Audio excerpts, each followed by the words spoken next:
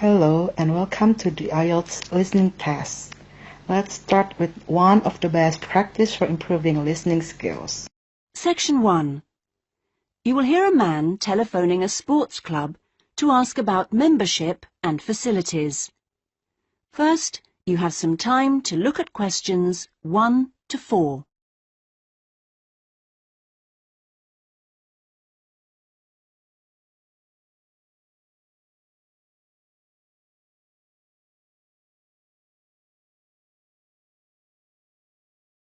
You will see that there is an example that has been done for you. On this occasion only, the conversation relating to this will be played first. Good morning. Sorry, it's gone 12. I'll start again. Good afternoon, Kingswell Sports Club. How can I help you?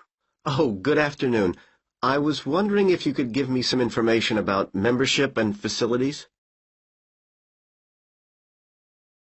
The name of the sports club is Kingswell, so Kingswell has been written in the space. Now we shall begin. You should answer the questions as you listen, because you will not hear the recording a second time. Listen carefully and answer questions 1 to 4. Good morning. Sorry, it's gone 12. I'll start again. Good afternoon, Kingswell Sports Club. How can I help you? Oh, good afternoon. I was wondering if you could give me some information about membership and facilities. Of course. What would you like to know? Do you have tennis courts, for example? No, I'm afraid we don't. We're primarily a golf club. What about football? I heard you had a team. No, I'm sorry. Perhaps you're thinking about Fresham Sports Centre. Oh, right. I know it. I've played badminton there. Have you? They've got a lot of facilities we don't have, and vice versa. We do have a Keep Fit studio, which is very popular with members, and then as well as that, there's swimming, of course. That's good. I like to swim every day. We have a range of classes, too. Do you have judo classes? I'm keen to learn. Well, at the moment, we offer kickboxing. We're planning to add judo and stretch classes soon. We're currently running a range of yoga classes, too. What about relaxing after exercise? I assume you have a restaurant or something? At the moment, we've got a salad bar, which is very popular. We'll also have a fully licensed restaurant by the end of the year. Sounds good. Before you hear the rest of the conversation, you have some time to look at questions 5 to 10.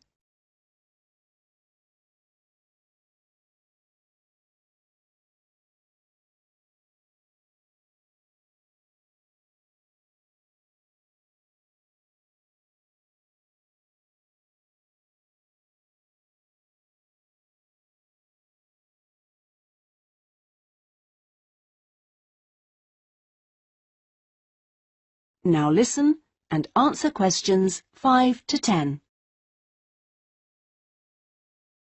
What kind of membership are you interested in? Not really sure. What are the options? Well, there are 3 different membership schemes. I see. What's the difference? Well, the first one's called Gold, and you can use all the facilities at any time of the day or week. You can also join in as many classes as you like for free. That sounds good. Is it very expensive? Well, you pay a £250 joining fee, and then it's £450. Oh, no, I'm sorry. It's just gone up by £50. Sorry about that. It's now £500 for the annual subscription fee. Right, got that. And what's the next type? Well, that's silver. It's the same as gold, except you have to pay a small fee of £1 per lesson for any you do, and you can only use the centre at certain times. I see. So when exactly? You can only use the facilities between 10 a.m. and 4:30 p.m. So I couldn't use the pool at 8 in the morning or evening then? That's right. Okay, and the price for that? Is the joining fee the same as for gold? Actually, it's slightly less than the £250. It's £225. But the annual fee is only £300. Does that sound more like what you want? Well, it's still rather more expensive than I thought. I'm a student here in England, and I'm only here for 6 months. Ah, then the bronze scheme would probably suit you best. How is that different? Well, some of the facilities have restricted use. And do I have to pay for classes? Yes, it's £3 for each class you join. I see. And what are the hours then? Between 10:30 and 3:30 weekdays only, and you pay a £50 joining fee. The annual fee is £180. It works out at £15 a month, so that would be quite a lot cheaper. Oh, that should be all right. I could come in my free periods. What do I have to do if I want to join?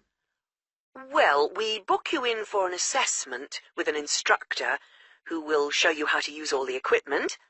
If you want to organise a trial session and look around the centre, you'll need to speak to David Kinchley. Could you spell that, please? Yes, David, KynChley.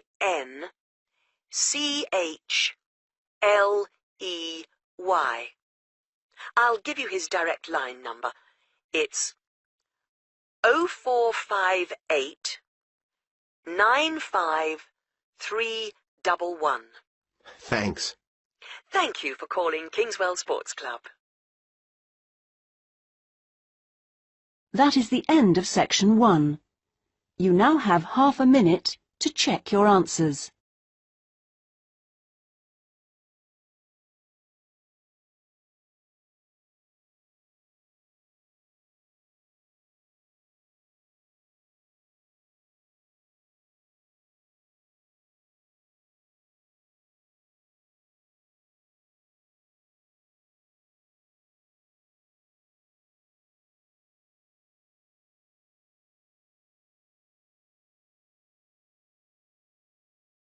Now turn to section 2.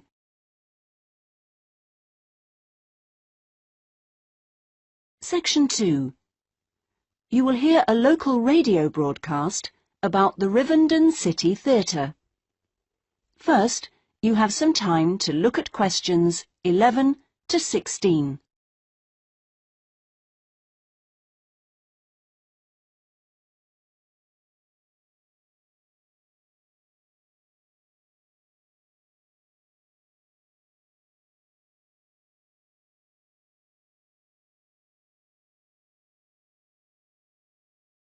Now listen carefully and answer questions 11 to 16. And here on Radio Rivendell, we have Lynn Rawley, the Public Relations Officer of our own Rivendell City Theatre. Hello, Lynn. Hello.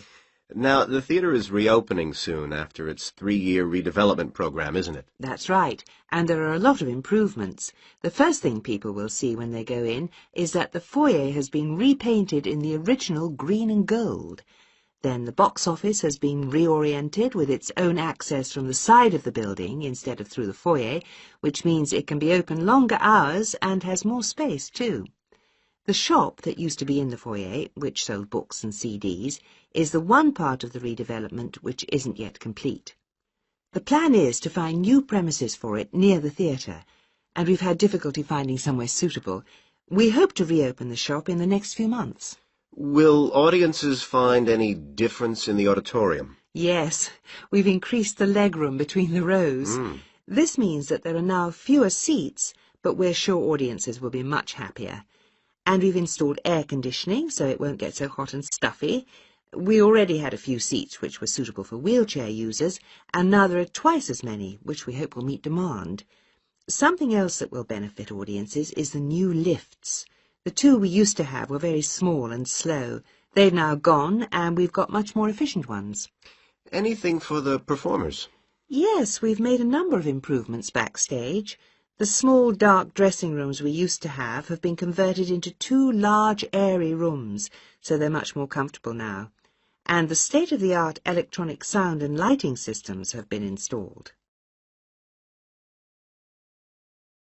Before you hear the rest of the talk, You have some time to look at questions 17 to 20.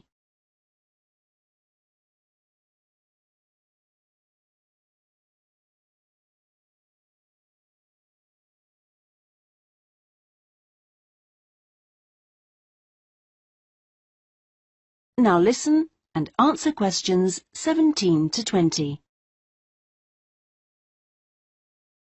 Okay, so what's the first play that audiences can see when the theatre reopens? We've got a very exciting production of Peter Shaffer's Royal Hunt of the Sun, which is currently touring the country. That starts on October the 13th and runs till the 19th. We're experimenting a bit with the time the curtain goes up. We used to start all our performances at 7:30, but that made it difficult for people to go home by public transport. So instead, we're beginning at 7, because at 9:45, when it finishes, there are still buses running. Tickets are already selling fast. The Friday and Saturday performances sold out almost immediately, and in fact now there are only tickets for Monday and Thursday. How much are they? We've introduced a simpler price structure. Ticket prices used to range from £6 to £30, but now they're all £18. They're available from the box office, in person, by phone, fax or post, or online. Okay, Lynn, now if you'd like to give the contact details for the theatre so that our listeners... That is the end of section 2. You now have half a minute to check your answers.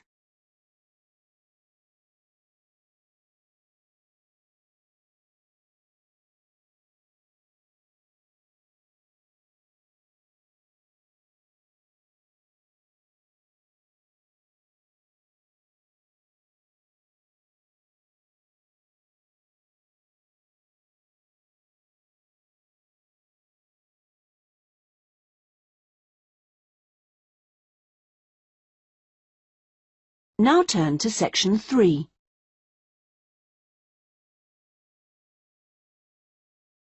Section 3. You will hear a man inquiring about college courses. First, you have some time to look at questions 21 to 25.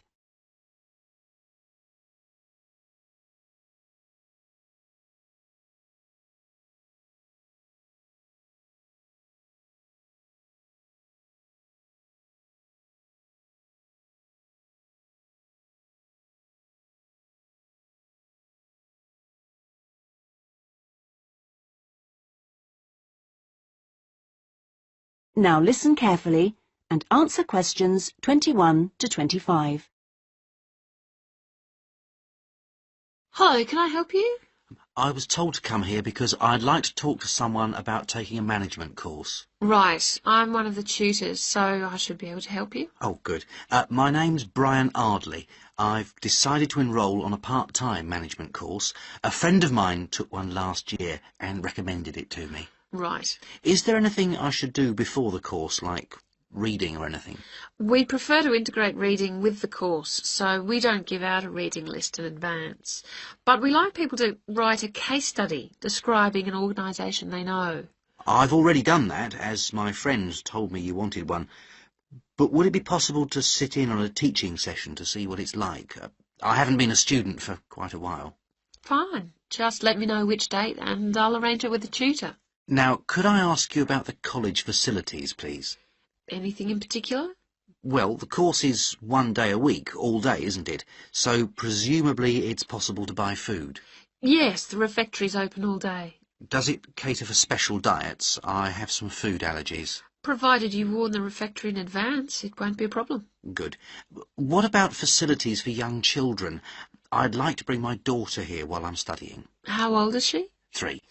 Then she's eligible to join the nursery, which is supervised by a qualified nursery nurse. The waiting list for a place is quite long, though, so you ought to apply now. OK. I don't know if our careers advice service would be of any interest to you. Yes, it might help me decide how to develop my career after the course. The centre has a lot of reference materials and staff qualified to give guidance on a one-to-one basis. I noticed a fitness centre next to the college. Is that for students? It's open to everyone, but students pay an annual fee that's much less than the general public pay. And presumably the college library stocks newspapers and journals as well as books. Yes, and there's also an audio-visual room for viewing and listening to videos, cassettes and so on. Is there also access to computers? Yes, your tutor will need to arrange with the technical support team for you to get a password, so ask him or her about it when you start the course. OK. Before you hear the rest of the conversation, you have some time to look at questions 26 to 30.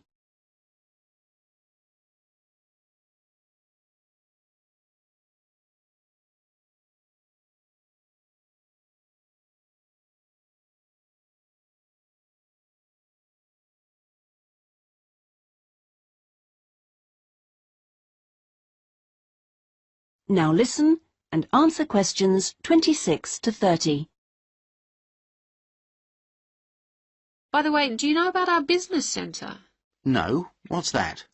It's a training resource, a collection of materials for people to study on their own or use in their own organisations. Uh-huh. You mean books and videos? Yes, and manuals for self-study, plus a lot of computer-based materials so people can work through them at their own speed and repeat anything they aren't sure about. And you can hire laptops to use in your own home or workplace, as well as printers that you can take away. Does it have anything that I could use to improve my study skills? I don't have much idea about report writing, and I'm sure I'll need it on the course. Oh, yes, there's plenty of useful material. Just ask one of the staff. Does the centre cover all the main areas of business? Yes, topics like finance and, of course, marketing, that's a popular one. Local managers seem to queue up to borrow the videos. So it isn't just for students, then? No, it's for members only, but anyone can join. How much does it cost? £100 a year for a company and £50 for an individual, with no discount for students, I'm afraid. Well, that's very helpful. Well, I think that's all. I'd better go home and fill in the enrolment form. Thanks for all your help. You're welcome. Goodbye. Goodbye. That is the end of section 3. You now have half a minute to check your answers.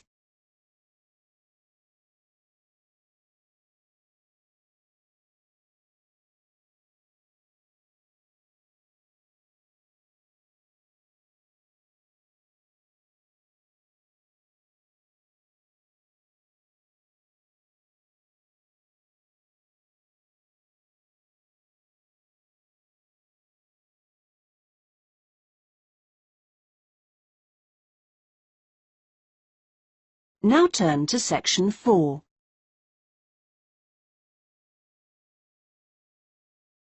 Section 4. You will hear a talk on a social history of the East End of London. First, you have some time to look at questions 31 to 40.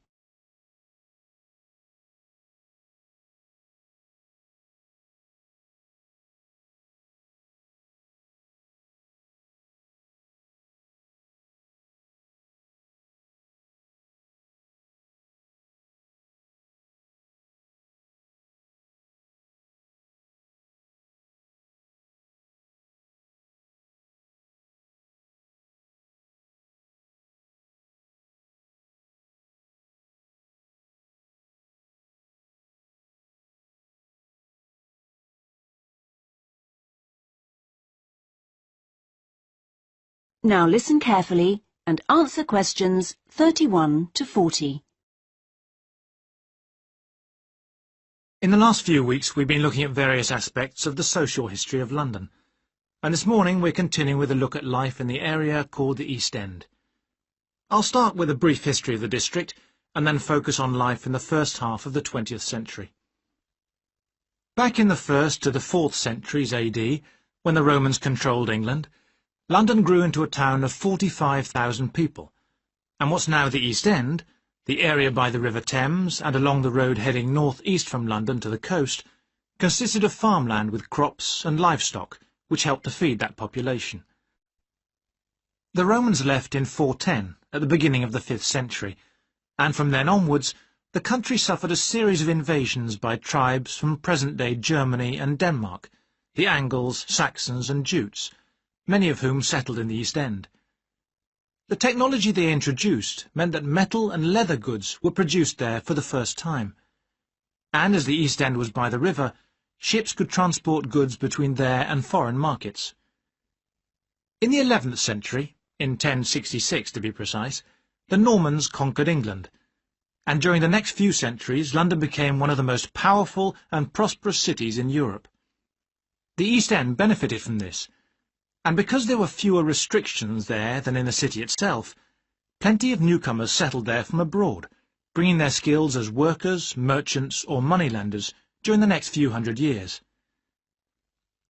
In the 16th century, the first dock was dug, where ships were constructed, eventually making the East End the focus of massive international trade. And in the late 16th century, when much of the rest of England was suffering economically, a lot of agricultural workers came to the East End to look for alternative work. In the 17th century, the East End was still a series of separate, semi-rural settlements. There was a shortage of accommodation, so marshland was drained and built on to house the large numbers of people now living there. By the 19th century, London was the busiest port in the world, and this became the main source of employment in the East End. Those who could afford to live in more pleasant surroundings moved out, and the area became one where the vast majority of people lived in extreme poverty and suffered from appalling sanitary conditions.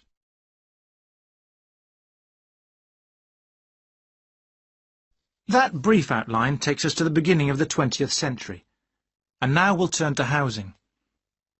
At the beginning of the century, living conditions for the majority of working people in East London were very basic indeed.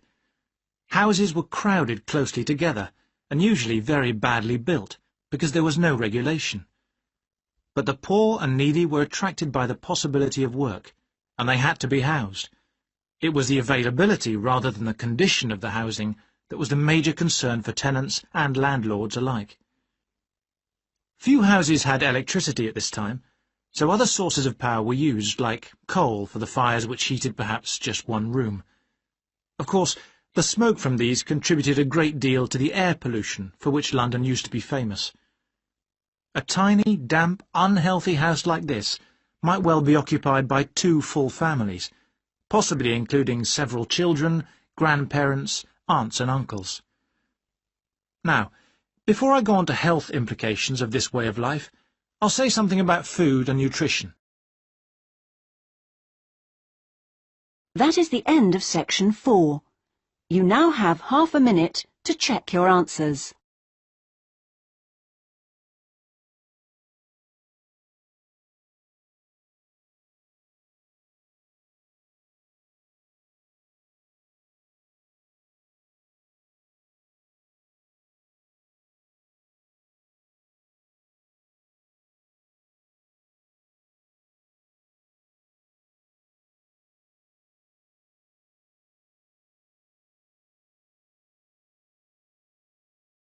That is the end of the listening test.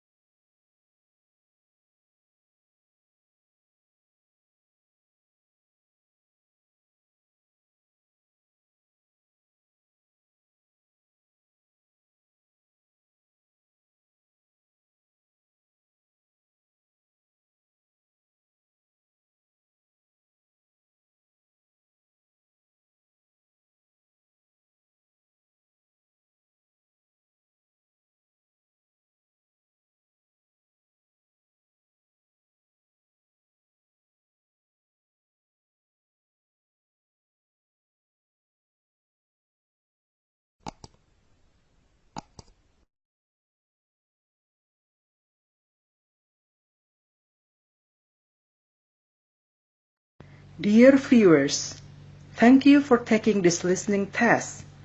Please kindly let me know about the score from the comment section. Keep on practicing. It's the only way to become successful. I will be back very soon with new listening practice tests.